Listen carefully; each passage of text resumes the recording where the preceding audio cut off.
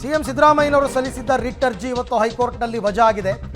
Public ಟಿವಿಗೆ ಸಿಕ್ಕಿದೆ ಹೈಕೋರ್ಟ್ನ ಆದೇಶದ ಪ್ರತಿ.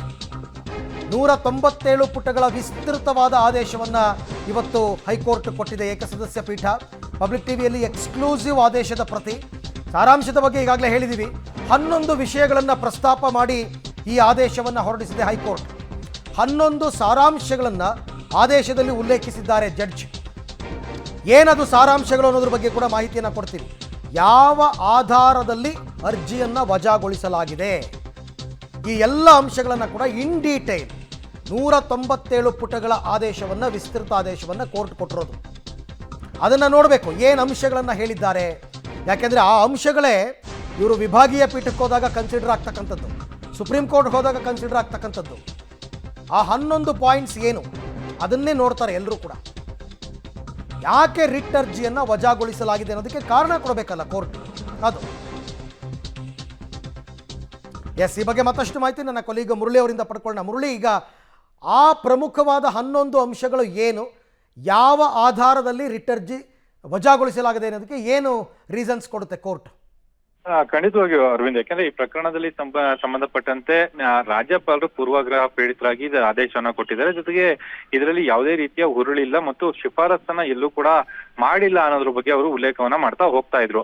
ಆ ಹಿನ್ನೆಲೆಯಲ್ಲಿ ಅದಕ್ಕೆ ಸಂಬಂಧಪಟ್ಟಂತೆ ಕ್ಲಾರಿಫಿಕೇಶನ್ ಗಳನ್ನ ತಮ್ಮ ಆದೇಶದ ಪ್ರತಿಯಲ್ಲಿ ಕೊಟ್ಟಿರುವಂತದ್ದು 11 ಸಾರಾಂಶಗಳೇನಿದೆ. 11 ಸಾರಾಂಶಗಳಲ್ಲಿ ಇದನ್ನೆಲ್ಲ ಕೂಡ ಉಲ್ಲೇಖವನ್ನ ಮಾಡ್ತಾ ಹೋಗ್ತಾರೆ. ಅಂದ್ರೆ ಇವತ್ತು ಆದೇಶವನ್ನ ಹೇಳೋ ಸಂದರ್ಭದಲ್ಲಿ ರಾಜ್ಯಪಾಲರು ತಮ್ಮ ವಿವೇಚನಾಧಿಕಾರವನ್ನ ಬಳಸಿದ್ದಾರೆ. ಜೊತೆಗೆ ಅದರಲ್ಲಿ ಆಪರೇಟಿವ್ ಪೋರ್ಷನ್ಸ್ ಏನಿತ್ತು ಅದನ್ನೆಲ್ಲ ಕೂಡ ಪರಿಗಣನೆಗೆ ತೆಗೆದುಕೊಂಡಿದ್ದಾರೆ. ಜೊತೆಗೆ 17A ಕೊಡ್ಬೇಕಾದಂತ ವಿಚಾರ ಏನಿತ್ತು, ಅಂದ್ರೆ ಅನುಮತಿ ಕೊಡಬೇಕಾದಂತ ವಿಚಾರ, ಅದಕ್ಕೆ ತೆಗೆದುಕೊಳ್ಬೇಕಾದಂತ ಕ್ರಮಗಳೇನಿತ್ತು ಆ ಕ್ರಮಗಳನ್ನೆಲ್ಲ ಕೂಡ ಸರಿಯಾಗಿ ಪಾಲನೆಗಳಾಗಿದ್ದಾವೆ. ಯಾವುದ್ರಲ್ಲೂ ಕೂಡ ಲೋಪದೋಷಗಳಿಲ್ಲ. ಜೊತೆಗೆ ಸಚಿವ ಸಂಪುಟದ ಸಲಹೆ ಏನಿತ್ತು ಅದನ್ನ ತಿರಸ್ಕಾರ ಮಾಡ್ಲಿಕ್ಕೂ ಕೂಡ ಅವ್ರಿಗೆ ಅಧಿಕಾರ ಇದೆ. ಸಚಿವ ಸಂಪುಟದ ಸಲಹೆ ಏನಿತ್ತು ಅದನ್ನ ತಿರಸ್ಕಾರ ಮಾಡಿರುವಂತದ್ದು ಸರಿ ಇದೆ ಅನ್ನೋದ್ರ ಬಗ್ಗೆನ ಕೂಡ ತಮ್ಮ ಆದೇಶದಲ್ಲಿ ಉಲ್ಲೇಖವನ್ನ ಮಾಡಿರುವಂತದ್ದು.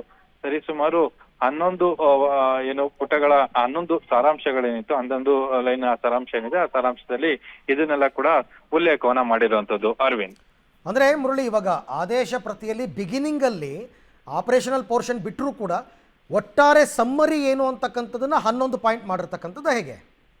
ಹೌದು ಅರವಿಂದ್, ಯಾಕಂದ್ರೆ ಪ್ರಮುಖವಾಗಿ ಎರಡೂ ಕಡೆ ವಾದ ಪ್ರತಿವಾದವನ್ನ ಆಲಿಸಿ ತಾವು ಕೊಡಬೇಕಾದಂತ ಆದೇಶದಲ್ಲಿ ಯಾವುದೇ ರೀತಿಯ ಅನುಮಾನಗಳು ಇರಬಾರದು. ಯಾಕಂದ್ರೆ ಕ್ಲಾರಿಫಿಕೇಶನ್ ಗಳನ್ನ ಮತ್ತೆ ಸಾರಾಂಶಗಳನ್ನ ತಮ್ಮ ಆದೇಶದಲ್ಲಿ ಉಲ್ಲೇಖವನ್ನ ಮಾಡ್ತಾ ಹೋಗ್ತಾರೆ. 11 ಸಾರಾಂಶ ಏನಿದಾವೆ 11 ಸಾರಾಂಶದಲ್ಲೂ ಕೂಡ ಯಾವ ಆ ವಿಚಾರಕ್ಕಾಗಿ ನಾನು ಈ ಅರ್ಜಿಯನ್ನ ವಜಾವನ್ನ ಮಾಡ್ತಾ ಇದ್ದೀನಿ ಮತ್ತು ನಾನು ಈ ಅರ್ಜಿಯನ್ನ ವಜಾ ಮಾಡ್ಲಿಕ್ಕೆ ತೆಗೆದುಕೊಂಡಂತ ಕ್ರಮಗಳೇನು, ಜೊತೆಗೆ ಯಾವ್ಯಾವ ಆದೇಶಗಳನ್ನ, ಅಂದ್ರೆ ಮೂಡ ಕೊಟ್ಟಂತ ಆದೇಶ ಇರ್ಬೋದು, ಸಿಎಂ ಸಿದ್ದರಾಮಯ್ಯ ಅವರ ಪತ್ನಿ ಬರೆದಂತ ಪತ್ರ ಇರ್ಬೋದು, ಜೊತೆಗೆ ದಿನೇಶ್ ಕುಮಾರ್ ಅವರ ಅಮಾನತಿನ ವಿಚಾರ ಏನಿತ್ತು ಅದಕ್ಕೆ ತೆಗೆದುಕೊಂಡಂತ ಕ್ರಮ ಇರ್ಬೋದು, ಇದನ್ನೆಲ್ಲ ಕೂಡ ತಮ್ಮ ಸಾರಾಂಶದಲ್ಲಿ ಉಲ್ಲೇಖವನ್ನ ಮಾಡಿರುವಂತದ್ದು. ಅರವಿಂದ್, ಈಗ ಮೇಲ್ಮನವಿ ಸಲ್ಲಿಸಿದಾಗ ಈ ಆದೇಶ ಪ್ರತಿಯ ಸಾರಾಂಶದ ಆಧಾರದಲ್ಲೇ ಮುಂದಿನ ವಾದ ಪ್ರತಿವಾದಗಳು ನಡೆಯೋದಾ ಅಂತ?